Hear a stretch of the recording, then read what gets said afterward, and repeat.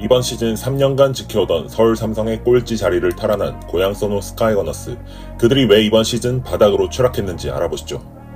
이번 시즌 소노는 현재 12승 26패, 승률 31.6%를 기록하며 최하위에 자리하고 있습니다. 이번 시즌 개막을 앞두고 오프시즌 팀의 상징 같았던 전성현을 이재도와 트레이드하는 파격 행보를 시작으로 이적 시장 큰 손으로 나서며 정희재, 최승욱 등 다양한 선수들을 영입하며 로스터를 대폭 보강했고 모기업의 든든한 지원까지 받았기에 고양 소노의 팬들은 인고의 2시즌을 보내고 드디어 라는 심정으로 시즌 개막을 기다렸을 것입니다. 그 기대를 충족하듯 새로워진 소노는 10월 성적 4승 1패로 개막 한 달을 선두로 마무리하는 엄청난 결과를 만들었습니다. 특히 이 기간 소노의 슈퍼 에이스 이정현은 평균 21득점, 3.2 리바운드, 4.8 어시스트, 2.6 스틸을 기록하며 이번 시즌 정규리그 MVP의 강력한 후보로 떠올랐습니다. 그러나 11월부터 소노의 불안 요소들이 터지기 시작합니다. 그 시작은 팀의 핵심, 소노의 알파이자 오메가인 이정현의 부상입니다. 11월 8일 가스공사와의 경기에서 부상으로 이탈한 이정현은 8경기에 결장하였는데요. 이 기간 소노는 전패를 기록하며 최종 11연패를 기록하게 됩니다. 이정현의 복귀 후 소노는 3경기 만에 승리를 만들어낸 뒤 3연승을 기록하며 반등을 보여주나 했지만 이정현은 복귀 후 9번째 경기인 1월 9일 KCC전에서 다시 한번 부상을 당하며 아직도 복귀를 하지 못하고 있습니다. 다시 한번 이정현을 잃은 소노는 이후 현재까지 3승 9패라는 참담한 결과를 만들어내고 있습니다. 소노는 이번 시즌 이정현이 뛰었을 때 9승 6패, 이정현이 없을 때 3승 20패를 기록 중인데 이건 누가 봐도 현재 소노가 꼴찌를 기록 중인 가장 큰 이유라고 할 수 있을 것 같네요. 그리고 11월의 악몽은 이정현의 부상이 전부가 아니었습니다. 11월 10일 소노와 SK의 경기 하프타임에 김승기 감독이 락커룸에서 김민욱에게 폭력을 행사했다는 소식이 미디어에 퍼지면서 논란이 시작됐고 결국 김승기 감독은 자진 사퇴 및 2년 자격 정지 처분을 받게 됩니다. 고양 캐럿 시절부터 팬들의 많은 사랑을 받았고 여러가지 이슈도 많았지만 능력만큼은 또 결과로 보여줬던 감독이기에 많은 팬들이 그의 잘못된 행동을 아쉬워했습니다. 그러나 이것이 끝이 아니었습니다. 김승기 감독을 클린 바스켓볼 센터에 제보한 당사자 김민욱이 대학 시절 오히려 학폭 가해자였다는 미투 증언이 나오게 되면서 김민욱이 팀에서 방출되는 사태가 벌어지게 됩니다. 이로써 한 달 만에 팀 분위기가 완벽히 초토화된 것입니다.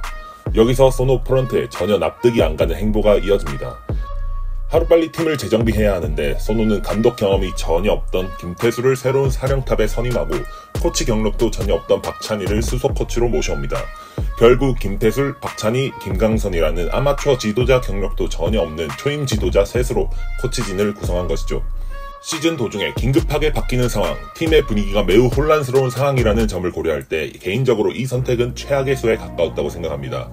김승기 전 감독은 주어진 여력하에 최대한의 효율을 노리는 농구를 위해서 강한 압박 수비와 스페이싱을 극대화하여 용병과 핸들러의 효율을 극도로 올리는 농구 스타일을 추구했고 그에 맞는 선수단을 구성했는데 현재까지 새로 부임한 초보 감독 김태술이 보여주는 모습은 이런 부분을 그대로 가져가는 것도 아니고 강하게 본인 색깔을 밀어붙이는 모습도 아닌 애매한 모습을 보여주며 계속해서 무기력한 패배를 반복하고 있습니다. 작전 타임을 보면 선수들과 뭔지 모를 거리감이 느껴지는데 김승기 감독은 내가 책임질 테니 믿고 따라오라는 리더십을 보여줬다고 생각하는 반면 김태술 감독은 뭔가 경험이 많이 부족해 보입니다. 그 외에도 다른 주요 선수들의 줄부상은 정말 소노를 더욱 힘들게 했던 요소들입니다. 전설의 1군 라인업, 앨런, 정희재, 캔바오, 이정현, 이재도가 출격한다면 어느 팀에도 밀리지 않을 것 같은데 정말 많이 아쉽습니다. 마지막으로 국가대표 브레이크를 앞두고 진행된 현대 모비스와의 경기를 분석해보며 현 소노가 질 수밖에 없는 이유를 한 번 더 짚어보겠습니다. 해당 경기는 최종 101대 80으로 소노가 대패를 기록했습니다. 경기 기록을 살펴보면 1쿼터 18대 30, 3쿼터 14대 25로 1~3쿼터의 경기가 무너졌다고 볼 수 있는데요. 이번 1~3쿼터가 소노가 질 수밖에 없는 상황을 전형적으로 보여주는 예시가 아닐까 합니다. 먼저 리바운드입니다. 1쿼터 리바운드 6대 10, 3쿼터 리바운드 6대 14를 기록한 소노입니다. 총 12대 24란 엄청난 차이를 보이는 가운데 무려 8개가 공격 리바운드 차이입니다. 즉 모비스는 8번의 공격을 더 시도할 수 있었고 비슷한 성공률을 가졌다면 8점 이상 여기서 차이가 나는 부분입니다.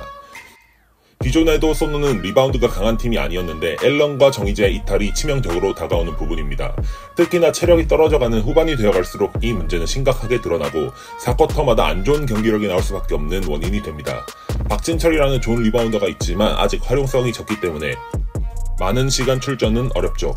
다음은 턴오버입니다. 일상쿼터 도합 7대1의 턴오버 수치를 기록한 양팀입니다. 턴오버 역시 공격권을 넘겨주는 행위이기 때문에 공격 리바운드만큼 실점에 직결되는 수치입니다. 기존 이정현과 이재도라는 든든한 백코트진이 공격을 나눠서 전개했는데 이정현이 이탈하고 난 뒤 이재도가 홀로 공격 조립을 떠안으며 개인 턴오버 수치가 2배 이상 증가한 모습입니다. 안정적인 운영이 강점인 이재도이지만 정경기 출장한 선수 가운데 원희, 이우석, 알바노 다음으로 많은 출장 시간을 가져가고 있으며 상대의 집중 견제까지 더해져 농구가 쉽지 않을 겁니다. 민기남, 정성조 등이 포션을 나눠 가지려고 하지만 능력치가 극명하게 차이나는 상황입니다. 위 두 가지 리바운드와 턴오버는 결국 공격 시도 횟수와 직결되는데 일상쿼터 양팀 야투 시도는 32대 42로 모비스가 10번의 슈팅을 더 시도했음을 알 수 있고 이에 따른 야투 성공도 14대 21로 모비스가 7개 더 많기에 당연하게 차이가 벌어질 수밖에 없습니다. 마지막 요인은 페인트존 지배력입니다. 페인트존이란 골 및 부근 색출된 직사각형 지역을 말합니다. 링과 가깝기에 높은 공격 성공률을 보여주는 자리고 그만큼 수비 시에는 잘 지켜내야 되는 부분이죠. 이미 리바운드가 열세라는 부분에서 높이의 약점이 드러나고 있지만 좀 더 복합적으로 본다면 페인트존 지배력이 리그 최하위라는 점을 알 수 있습니다. 최근 한 달간 수치를 살펴보면 페인트존 득점 성공은 평균 15.2회로 리그 최하위에 머물러 있고 수비 시 상대의 페인트존 야투 허용률 역시 60%로 가장 높은 수치를 기록 중입니다. 언뜻 생각해보면 빅맨이 없으니까 어쩔 수 없지 라고 생각할 수 있는데 페인트존 득점은 빅맨들의 전유물이 아닙니다. 이정현이 함께 뛰었던 10월 성적을 보면 선호의 페인트존 공격 성공은 20회로 리그 4위 수준이었고 최근 한 달에 비해 5회 높은 수치이며 이는 정확히 이정현의 10월 평균 페인트존 득점 성공 횟수와 같죠. 쉬운 득점이 가능한 페인트존 공략이 성공하면 그때부터 다양한 옵션이 열리게 됩니다. 페인트존을 사수하기 위해서는 수비를 좁혀야 하고 도움 수비를 적극적으로 해야 하는데 그렇게 되면 결국 상대적으로 외곽 수비가 약해질 수밖에 없고 선호의 양궁 농구가 빛을 볼 수 있게 됩니다. 실제로 10월 선호의 3점 슛 성공은 리그 3위 수준이었지만 최근 한 달 수치를 보면 리그 8위를 기록하고 있습니다. 그리고 야투 분포를 본다면 10월에 잘 나갈 때 선호의 야투 분포는 페인트존 47%, 3점슛 39%, 미드레인지 14%였으나 최근 한 달의 야투 분포를 보면 페인트존 42%, 3점슛 42%, 미드레인지 16%로 상대적으로 성공률이 떨어질 수밖에 없는 미드레인지와 3점슛 시도 비율이 많이 증가했음을 볼 수 있고 실제로도 전체 야투율이 44.7%에서 40.4%로 감소하며 리그 최하위를 기록 중입니다. 정규리그 MVP 후보로 성장한 이정현을 필두로 역경을 이겨낸 선수들이 단단하게 뭉쳐 투지 넘치는 플레이로 많은 감동을 주었던 고향 선호가 또다시 찾아온 더 큰 시련을 하루빨리 이겨내고 팬들에게 보답할 수 있기를 바랍니다. 여러분들의 농구에 대한 끝없는 관심과 사랑을 응원하는 농썰람이었습니다. 감사합니다.